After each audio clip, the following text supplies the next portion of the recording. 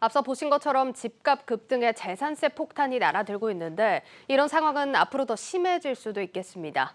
이달 들어 서울 집값 상승세가 더 가팔라지고 있기 때문인데 하지만 현실을 아는지 모르는지 정부 당국자들은 집값이 하락할 거라는 전망들을 내놓고 있습니다. 들어보시죠.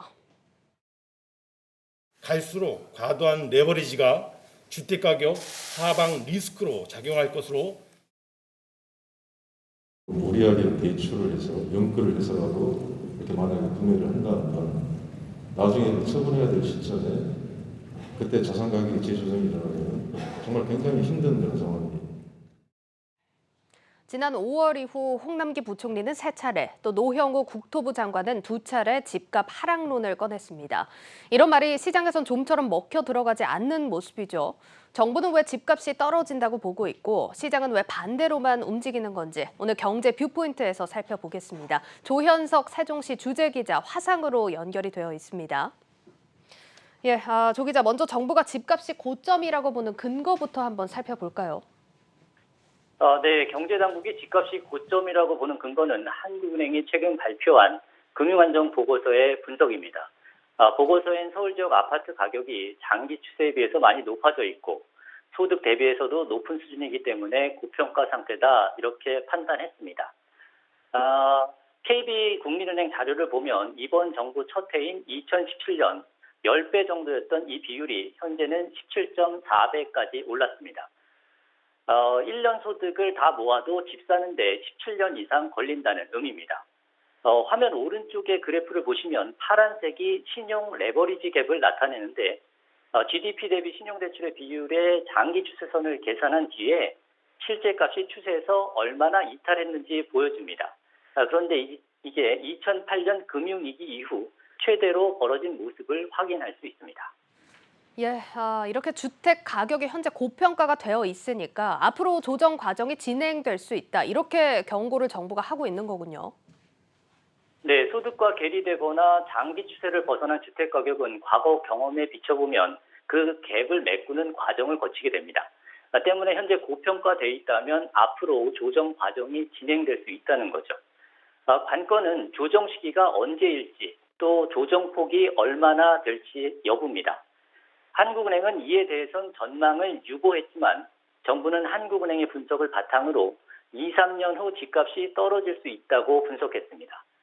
정부가 2, 3년이라고 본 건 무리한 레버리지, 즉 빚을 내서 집을 사는 이른바 B2가 늘어난 상황에서 조만간 기준금리 인상이 시작되고 정부가 주택 공급을 늘리는 시점도 맞물리기 때문이다 이렇게 설명하고 있습니다. 자료를 보면 정부가 그렇게 생각하는 게 이해가 안 되는 건 아닙니다만 지금 이런 경고가 시장에서는 제대로 작동이 안 되고 있습니다. 집값이 계속 오르고 있지 않습니까? 네, 말씀하신 대로 부동산 시장은 정부의 전망과 정반대로 움직이고 있습니다. 서울 아파트 값은 9주 연속 0.1% 상승률 기록하면서 상승세가 꺾이지 않는 모습입니다. 9주 전이면 대략 홍남기 경제부총리의 집값 경고가 시작된 즈음입니다. 심지어 지난주 서울 아파트값 상승률은 2019년 12월 이후 1년 6개월 만에 가장 높았습니다. 홍남기 부총리 그리고 노형우 국토부 장관이 연일 추경 매수하지 말아달라, 투자에 신중해달라 이렇게 당부하고 있지만 이 역시 통하지 않고 있습니다. 이번 주 서울의 아파트 매매 수급 지수가 105.1을 기록했는데 기준선인 100을 넘어서 높아질수록 매수 심리가 강하다는 의미고 이 지수가 3개월 이상 100 이상을 기록하고 있습니다. 그러니까 3개월째 서울 아파트를 사겠다는 사람이 팔려는 사람보다 더 많다는 얘기입니다. 정부는 특히 젊은 층에게 3기 신도시 공급할 테니 조급해하지 말라 이런 식으로도 지속적으로 보내고 있는데 이 역시 잘 안 먹히고 있습니다. 서울 아파트 매매 가운데 청년층인 2030 세대의 비중은 40%대 고공행진을 이어가고 있습니다. 들어보면 쉽게 설명해서 정부의 경고가 지금 약발이 없는 겁니다. 그만큼 정부의 부동산 정책을 시장이 신뢰하지 않는다. 이렇게 볼 수도 있지 않습니까? 네, 그렇습니다. 정부의 오락가락 부동산 정책이 시장의 불신을 키우고 있다. 이게 전문가들의 대체적인 분석입니다. 오늘부터 사전 청약이 시작된 3기 신도시의 고분양가 논란도 사실 들여다보면 정부의 말 바꾸기가 단초를 제공한 측면도 크다고 볼 수 있습니다. 먼저 영상 보시겠습니다. 저희가 이번에 3기 신도시에 공급하는 주택들의 평균 가격들이 아마 시세 대비 30-40% 이하로 되지 않을까. 62,000호의 사전 청약 물량이 시세 60 내지 80% 수준으로 저렴하게 공급이 되는 것도 좀 도움이 되리라고 보고요.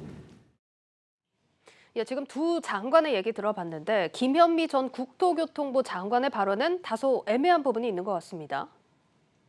네, 김현미 전 장관의 발언은 시세의 30-40% 이하로 공급한다는 건지 아니면 시세보다 30-40% 할인된 가격에 공급한다는 건지 해석의 여지가 있습니다. 국토부는 일단 30-40% 할인된 가격이 맞다 이렇게 설명하고 있습니다. 그렇다 해도 1년 사이에 분양가 최소 할인율이 30%에서 20%로 10%포인트 축소된 겁니다. 그만큼 분양가는 비싸진 거죠. 이번에 사전 분양하는 성남 복정 1지구의 경우 59제곱미터 분양가가 6억 8천만 원이라고 하니까 10%면 대략 7천만 원쯤 되는 셈입니다. 이런 가운데 일부 지역의 분양가는 주변 시세보다도 저렴하지 않다 이런 반론도 제기되고 있어서 정부 정책에 대한 불신의 골은 더 깊어지고 있습니다. 정부는 이 외에도 재건축조합원 2년 실거주 의무를 1년 만에 백지화했고 임대사업자 제도도 이번 정권 초엔 권장했다가 다시 폐지하겠다고 하는 등 부동산 정책을 놓고 오락가락하는 모습을 여러 차례 연출해 왔습니다. 예, 이 정책 리스크가 시장 불안을 키웠다 이런 비판이 나올 만한 상황입니다. 집값 하락 경고가 먹히려면 부동산 정책에 대한 시장의 신뢰 회복이 우선돼야 할 걸로 보입니다. 지금까지 조현석 세종시 주재기자와 함께했습니다. 조 기자 잘 들었습니다.